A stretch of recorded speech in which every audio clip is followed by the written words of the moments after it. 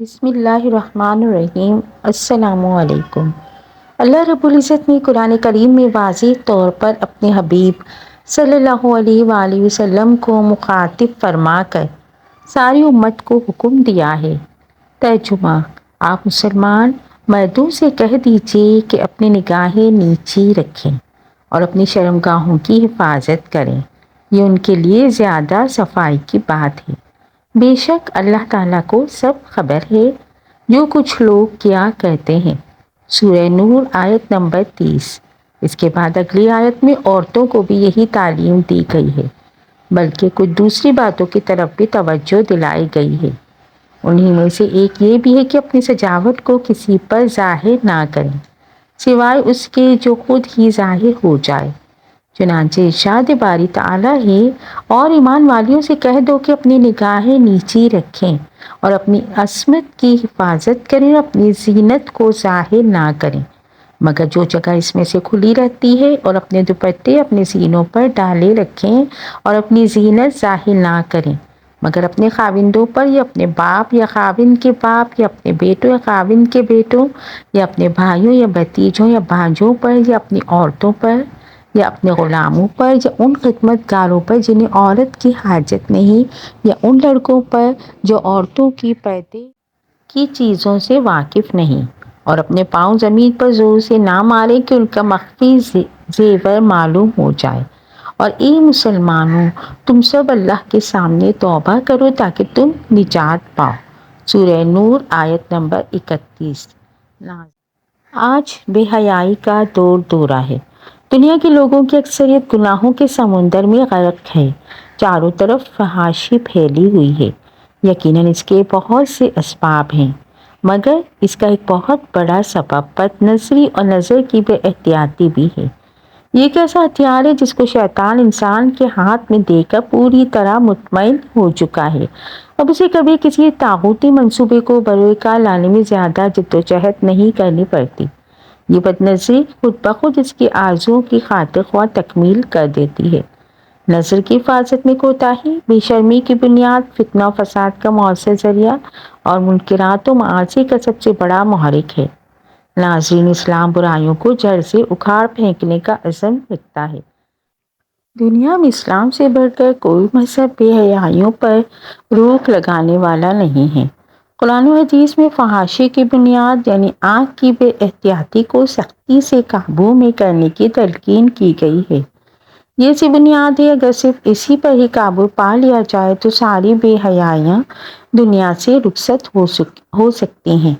بد نظری کا حاصل یہ ہے کہ کسی غیر محرم پر نگاہ ڈالنا، بالخصوص جبکہ شہود کے ساتھ نگاہ ڈالی جائے یا لذت حاصل کرنے کے لیے نگاہ ڈالی جائے، خواہ غیر محرم کی تصویر کیوں نہ ہو، اور ایسی چیز کو دیکھنا جس سے شریعت نے روکا ہو۔ بد نظری کی مذمت قرآن و احادیث میں واقع ہوئی ہے، جسے اوپر بیان کر دیا گیا ہے۔ بے شک بد نظری بہت سے حرام کاموں کو جنم دیتی ہے جو انسان کے لیے مہلک ثابت ہوتے ہیں۔ وہ حرام کام آدمی کو ذلیل کر دیتے ہیں جو کبھی عزت والا تھا، آج وہ کہیں منہ نہیں دکھا سکتا۔ بد نظری کرنے والے شرفاء اور صلحاء کے ساتھ بیٹھنے کے قابل نہیں رہتے۔ بد نظری کا زبردست وبال ان پر مسلط ہوتا ہے۔ بد نظری سے بچ کر آدمی سینکڑوں گناہوں اور آفتوں سے محفوظ رہ سکتا ہے۔ بد نظری دراصل نفسانی خواہشات کی اتباع ہے، اور نفسانی خواہشات کی پیروی کرنے والے کو اللہ تعالیٰ نے ان الفاظ سے یاد کیا ہے، جس نے اپنی خواہش کی پیروی کی اس کی مثال کتے کی مثال کی طرح ہے۔ سورہ اعراف آیت 76۔ حضرت ابو محمد حریری رحمۃ اللہ علیہ فرماتے ہیں کہ جس پر اسی کا نفس حاوی ہو جائے وہ شہوات کا اسیر ہو جاتا ہے اور خواہشات نفس کی جیل میں قید ہو جاتا ہے۔ اللہ تعالیٰ اس کے دل پر فوائد کے نزول کو حرام کر دیتا ہے، اس طرح وہ اللہ تعالیٰ کے کلام سے نہ لذت پا سکتا ہے نہ اس پر عمل کر سکتا ہے، اگرچہ اس کا مذاکرہ اس کی زبان پر کثرت سے ہو۔ بد نظری اپنے دامن میں گناہوں کا سمندر رکھتی ہے اور اس کی سزائیں بھی سخت ہیں۔ بہت سے واقعات ایسے بھی سامنے آئے کہ جن سے معلوم ہوا کہ بد نظری کرنے والوں کو دنیا میں بھی بد نظری کی وجہ سے سزا بھگتنی پڑی۔ چنانچہ حضرت ابن عباس رضی اللہ عنہما سے روایت ہے کہ ایک آدمی حضور صلی اللہ علیہ وآلہ وسلم کی خدمت میں خون بہاتے ہوئے حاضر ہوا۔ آپ صلی اللہ علیہ وآلہ وسلم نے اس سے پوچھا، تیری یہ کیا حالت ہے؟ عرض کیا، میرے پاس ایک عورت گزری تھی، میں نے اس کی طرف دیکھ لیا، اس کے بعد میری آنکھ اس کی تاک میں رہی اور میرے سامنے ایک دیوار آ گئی جس نے مجھے ضرب لگائی اور یہ کر دیا جو آپ دیکھ رہے ہیں۔ معلوم ہوا اللہ تعالیٰ کبھی کبھی بندے کو بد نظری کی سزا دنیا میں بھی دے دیتا ہے۔ ایسے سینکڑوں واقعات ہیں جو لائق عبرت ہیں۔ بد نظری کا عمل اپنے نفس کی اصلاح کے راستے میں سب سے بڑی رکاوٹ ہے اور یہ عمل انسان کے باطن کے لیے تباہ کن ہے کہ دوسرے گناہوں سے یہ بہت آگے بڑھا ہوا ہے اور انسان کے باطن کو خراب کرنے میں اس کا بہت دخل ہے۔ جب تک اس عمل کی اصلاح نہ ہو اور نگاہ قابو میں نہ آئے اس وقت تک باطن کی اصلاح کا تصور محال ہے۔ نظر کی حفاظت کے بعد ہی انسان کو رتبہ حاصل ہو سکتا ہے۔ حضرت عبداللہ بن عباس رضی اللہ تعالیٰ عنہ فرماتے ہیں کہ شیطان انسان کی 3 جگہوں پر ہوتا ہے، اس کی آنکھ میں، اس کے دل میں، اس کی شرمگاہ میں، اور عورت کے بھی 3 جگہ پر ہوتا ہے، اس کی نکاح میں، اس کے دل میں، اس کی سرین میں۔ حضرت سفیان ثوری رحمۃ اللہ علیہ فرماتے ہیں کہ حضرت ربیع بن خثیم رحمۃ اللہ علیہ اپنی نگاہیں بند رکھتے تھے۔ ایک مرتبہ ان کے پاس سے چند عورتیں گزری تو انہوں نے اسی طرح سے اپنی آنکھیں بند کر لی تو عورتوں نے یہی سمجھا کہ یہ نابینا ہے اور انہوں نے اللہ تعالیٰ سے اندھے پن سے پناہ مانگی۔ حضرت حکیم لقمان نے اپنے بیٹے کو نصیحت کی کہ اے بیٹے، شیر اور سانپ کے پیچھے چاہے تو چل لے مگر عورت کے پیچھے مت چلنا۔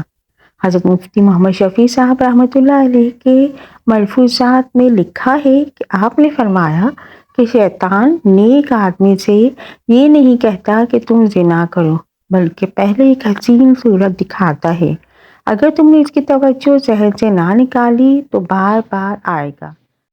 پہلی نظر اختیاری نہ تھی، دوسری اختیاری ہو گئی، آگے چل کر وہی درخت کی شکل اختیار کر لیتا ہے یہاں تک کہ اس سے وہ گناہ صادر ہو جاتا ہے۔ اس دنیا میں جہاں ایسے لوگ گزرے کہ برے کام کرنے کی وجہ سے ہلاک و برباد ہوئے تو وہیں ایسے لوگ بھی وجود میں آئے جو اپنے پاک دامنی اور گناہوں سے بچنے کے سبب اللہ کے مقرب بنے اور دنیا آج بھی ان کو یاد کرتی ہے۔ ان کو جب بھی گناہ کا شبہ ہوا تو انہوں نے اللہ تعالیٰ سے دعا کی اور گناہ سے بچ گئے۔ حضرت یوسف بن یونس بن حماس کے پاس سے ایک عورت گزری اور وہ ان کے دل میں اتر گئی تو انہوں نے اللہ تعالیٰ سے دعا کی کہ ان کی بینائی چھین لے، چنانچہ ان کی بینائی جاتی رہی۔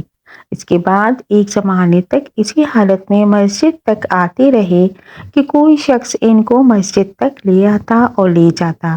ایک مرتبہ ان کو لے جانے والا آدمی مسجد سے چلا گیا اور ان کو کوئی ایسا شخص نہ ملا جو ان کو گھر تک چھوڑ آتا، تو ان کے دل میں کچھ تحریک سے پیدا ہوئی اور وہ مسجد سے نکلے اور اللہ تعالیٰ سے بینائی کی واپسی کی دعا کی تو اللہ تعالیٰ نے بینائی درست فرما دی، پھر انتقال تک بینا رہے۔ اس حقیقت سے کوئی انکار نہیں کر سکتا کہ جہاں ہر طرف بے پردگی، بے حجابی اور یعنی فحاشی کا بازار گرم ہے، ایسے میں اپنی نگاہوں کو بچانا مشکل نظر آتا ہے۔ یہ ایک کڑوا گھونٹ ہے جس کو پینا نہایت دشوار کام ہے، مگر جن اللہ کے نیک بندوں کو ایمان کی حلاوت حاصل کرنا مقصود ہوتی ہے اور اللہ تعالیٰ سے تعلق و محبت منظور ہوتی ہے اور جن کو باطن کی صفائی، تزکیہ اور طہارت مد نظر ہوتی ہے، وہ اس کڑوے گھونٹ کو ہمت کر کے پی جاتے ہیں اور جب ان کو عادت بن جاتی ہے تو وہ لوگ اس کی حلاوت محسوس کرتے ہیں اور چین و سکون سے زندگی بسر کرتے ہیں۔ اللہ تعالیٰ ایسے لوگوں پر بے انتہا انعامات کی بارش فرماتا ہے، دنیا میں بھی اور آخرت میں بھی۔ بہت سے ایسے لوگ گزرے ہیں کہ جنہوں نے اس کڑوے گھونٹ کو پیا تو ان کے مرنے تک ان کے جسم سے مشک و عنبر کی خوشبوئیں آتی رہیں۔ حضرت ابن عمر رضی اللہ تعالیٰ عنہ فرماتے ہیں کہ نبی کریم صلی اللہ علیہ وآلہ وسلم نے ارشاد فرمایا کہ پہلی بار دیکھنا غلطی ہے، دوسری بار دیکھنا جان بوجھ کر گناہ کرنا ہے اور تیسری بار دیکھنا ہلاکت ہے۔ انسان کا عورت کے جسمانی محاسن دیکھنا ابلیس کے تیروں میں سے ایک زہر آلود تیر ہے۔ جس مسلمان نے اس کو اللہ کے خوف سے اور اللہ کے پاس موجود انعامات کے حاصل کرنے کی امید میں چھوڑ دیا تو اللہ اس کی وجہ سے اس کو ایسی عبادت نصیب فرمائے گا جو اس کو اپنی عبادت اور نظر کی پاکیزگی کا مزہ نصیب کرے گی۔ حضرت مجاہد رحمۃ اللہ علیہ فرماتے ہیں کہ اللہ تعالیٰ کی حرام کردہ اشیاء کو نہ دیکھنے سے اللہ تعالیٰ کی محبت پیدا ہوتی ہے۔ اور حضرت ابراہیم بن محلب رحمۃ اللہ علیہ فرماتے ہیں کہ میں نے ثعلبہ و خزیمہ کے درمیان ایک جوان کو نماز ادا کرتے ہوئے دیکھا جو لوگوں سے الگ تھلگ تھا۔ اس کے پاس اخلاص و توحید کی دولت تھی اور اسے معرفت خداوندی حاصل تھی اور اللہ پر مضبوط توکل رکھتا تھا۔ یقیناً اس کا درجہ اور مقام بہت بلند تھا۔ میں نے اس جوان سے معلوم کیا کہ تم کو یہ مرتبہ کیسے حاصل ہوا؟ تو اس جوان نے جواب دیا کہ ہر حرام چیز سے اپنی آنکھوں کی حفاظت کر کے اور ہر منکر اور گناہ سے اجتناب کر کے مجھے یہ انعام حاصل ہوا۔ معلوم ہوا کہ نظر کی حفاظت بے شمار انعامات کے حصول کا سبب ہے۔ اس تفصیل سے معلوم ہو گیا کہ بد نظری کتنا سخت گناہ ہے اور اس میں انسان اللہ تعالیٰ کے غضب کا مستحق ہو جاتا ہے، مگر جو لوگ اللہ کے خوف سے گناہ سے رک جاتے ہیں اور اپنی خواہشات کا صرف اللہ کی وجہ سے گلا گھونٹ دیتے ہیں تو اللہ رب العالمین ایسے لوگوں کو بے شمار انعامات اور ثواب سے سرفراز فرماتا ہے۔ اللہ تعالیٰ نے ارشاد فرمایا جو شخص اپنے رب کے سامنے پیش ہونے سے خوفزدہ ہو گیا اس کے لیے 2 جنتیں ہوں گی۔ سورۃ الرحمن آیت نمبر 46۔ اس آیت کی تفسیر میں حضرت مجاہد رحمۃ اللہ علیہ فرماتے ہیں یہ 2 جنتیں اس شخص کو عطا فرمائی جائیں گی جس نے گناہ کا ارادہ کیا پھر اللہ تعالیٰ کے سامنے پیش ہونے کے خوف سے گناہ کرنے سے رک گیا۔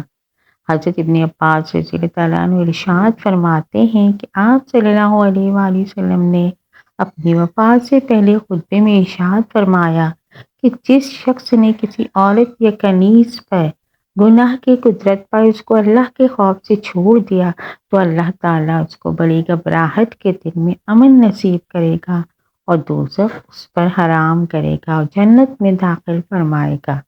حضرت میمون رحمۃ اللہ علیہ فرماتے ہیں کہ ذکر کی 2 قسمیں ہیں۔ اللہ تعالیٰ کا ذکر زبان سے کرنا تو خوب ہے مگر نمبر 2 اس سے افضل ذکر یہ ہے کہ انسان اس وقت اللہ تعالیٰ کو یاد کر کے گناہ سے رک جائے جب وہ گناہ پر پوری طرح قادر ہو۔ حضرت بلال سعید رحمۃ اللہ علیہ ارشاد فرماتے ہیں کہ تم گناہ کے چھوٹے ہونے کو نہ دیکھو بلکہ یہ دیکھو کہ تم کس کی نافرمانی کر رہے ہو۔ حضرت حسن بصری رحمۃ اللہ علیہ فرماتے ہیں کہ اے انسان گناہ کا چھوڑنا توبہ کرنے سے زیادہ آسان ہے۔ حضرت محمد بن کعب رحمۃ اللہ علیہ فرماتے ہیں کہ گناہ چھوڑنے سے زیادہ محبوب اللہ کے نزدیک کوئی عبادت نہیں۔ حضرت صاحب رحمۃ اللہ علیہ فرماتے ہیں کہ اچھے عمل تو نیک لوگ بھی کرتے ہیں اور گنہگار بھی، لیکن گناہوں سے وہی بچتا ہے جو صدیق ہوتا ہے۔ ناظرین اب آئیے جانتے ہیں بد نظری سے بچنے کا طریقہ اور علاج۔ مضمون بالا سے معلوم ہو گیا کہ بد نظری باطن کو خراب کرنے کے ساتھ ذلت الرسوائی کا بھی سبب بنتی ہے، لہذا اس کا علاج بہت ضروری ہے تاکہ انسان کو اس سے حفاظت کے سبب دنیا اور آخرت کی سرخروئی نصیب ہو۔ چنانچہ اس کا علاج یہی ہے کہ جب پہلی ہی نظر میں نگاہ کو پابند کر کے اللہ کے احکام کی پابندی کر لیں گے تو بد نظری بے شمار آفات سے نجات حاصل ہو جائے گی اور اگر بار بار بد نگاہی میں مبتلا ہوں گے تو نظر نے جو کچھ دل میں تو خمریزی کی ہوگی اس کو نیست و نابود کرنا بہت مشکل ہو جائے گا۔ جب بد نگاہی ہو جائے تو اس کی گہرائی میں نہ جائیں بلکہ اس کے نتائج بد کی فکر کریں اور اللہ کا خوف دل میں لائیں اور ہمت سے کام لے کر طے کریں کہ نگاہ غلط جگہ پر نہیں اٹھے گی۔ اس کے بعد چاہے دل کتنا تقاضا کرے نگاہ مت ڈالو۔ حدیث شریف میں آتا ہے کہ جب مسلمان گناہ کرتا ہے تو اس کے دل میں ایک سیاہ نقطہ پڑ جاتا ہے۔ اگر اس نے توبہ کر لی اور استغفار کیا تو اس کا دل صاف ہو جاتا ہے، اور اگر گناہ کرتا ہے اور توبہ نہیں کرتا تو یہ نقطہ پورے دل میں پھیل جاتا ہے اور پورا دل زنگآلود ہو جاتا ہے اور دل کو عبادت کی لذت محسوس نہیں ہوتی۔ تو انسان جب بد نظری کرتا رہے گا اور توبہ نہیں کرے گا تو اس کا دل بھی زنگآلود ہو جائے گا اور دل پر اچھا اثر ختم ہو جائے گا۔ اس لیے ضروری ہے کہ اللہ تعالیٰ سے توبہ و استغفار کیا جائے اور اصلاح دل کی دعا کی جائے۔ دیکھیے، جب انسان کسی دنیاوی مقصد کے لیے اللہ تعالیٰ سے دعا کرتا ہے تو بے شک اللہ تعالیٰ اس دعا کو قبول فرماتا ہے۔ تو کیا جب انسان اللہ تعالیٰ سے دعا کرے گا، اے اللہ مجھے گناہ سے بچا دے، دین پر چلا دے، سنت پہ چلا دے، تو یقیناً اللہ تعالیٰ قبول فرمائے گا۔ اور اس میں قبول نہ ہونے کا کوئی امکان ہی نہیں ہے، اور اگر خدا نخواستہ پھر دوبارہ گناہ سرزد ہو گیا تو اس کا مطلب نہیں ہے کہ دعا قبول نہیں ہوئی ہے۔ ایسا کچھ نہیں، بلکہ دعا تو قبول ہوئی، لیکن اگر بالفرض گناہ ہو بھی گیا تو اس توبہ کی برکت سے دوبارہ انشاءاللہ توبہ کی توفیق نصیب ہو جائے گی۔ اللہ تعالی ہم سب کی حفاظت فرمائے اور اپنے حفظ و امان میں رکھے، آمین یا رب العالمین۔ اگر میری ویڈیو پسند آئی تو اس کو لائک، شیئر اور سبسکرائب کیجیے۔ جزاک اللہ۔